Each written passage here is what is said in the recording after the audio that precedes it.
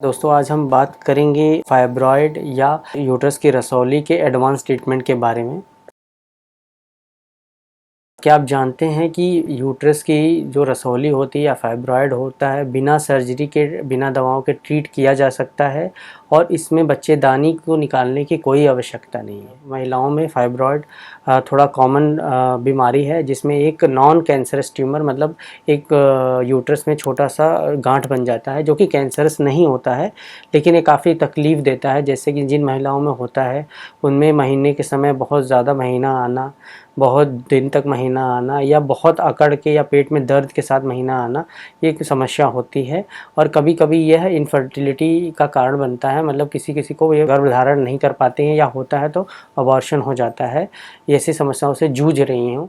यदि ऐसी समस्या है तो क्या ऑप्शंस हैं आपके पास? यदि बहुत छोटा है फाइब्रॉयड और ज़्यादा सिम्टम नहीं है तो पेशेंट मेडिकल ट्रीटमेंट ले सकता है, मेडिसिन से भी आराम हो जाता है। और दूसरा ऑप्शन होता है सर्जरी।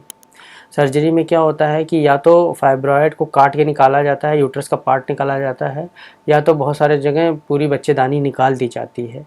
ठीक है, लेकिन हमारे पास ऐसा ऑप्शन है जिसमें अगर मेडिसिन काम नहीं कर रही है और पेशेंट को सर्जरी नहीं कराना चाहता है या अपना बच्चेदानी नहीं निकलवानी चाहती है वो पेशेंट, तो हमारे पास उसका इलाज उपलब्ध है। उसमें हम क्या करते हैं, यूट्राइन आर्टरी एम्बोलाइजेशन करते हैं। यूट्राइन आर्टरी एम्बोलाइजेशन होता क्या है, हम एक हाथ की नसों में छोटा सा तार ले जाते हैं या जांघ की नसों में छोटा सा तार ले जाते हैं और हम बच्चेदानी की नसों तक पहुंच जाते हैं जहां से उस ट्यूमर को खाना या ब्लड सप्लाई मिल रही है। तो वहाँ तक पहुँच के हम छोटे छोटे पार्टिकल डाल देते हैं या ग्लू डाल देते हैं, जिसकी वजह से क्या होता है वो जो फाइब्रॉयड है धीरे धीरे समय के साथ सूख जाता है और पेशेंट के सिम्टम चले जाते हैं और पेशेंट की बच्चेदानी भी रहती है और ट्यूमर भी ख़त्म हो जाता है। और ये एक आसान और डे केयर प्रोसीजर है। मतलब कि आप पेशेंट को ज़्यादा से ज़्यादा 24 घंटे तक रहना पड़ता है हॉस्पिटल में।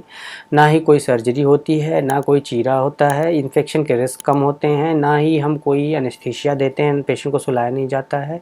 और इस छोटे से प्रोसीजर के माध्यम से पेशेंट फाइब्रॉयड मुक्त हो सकता है और उसे अपनी बच्चेदानी निकलवाने की ज़रूरत नहीं है, कोई सर्जरी की आवश्यकता नहीं होती है।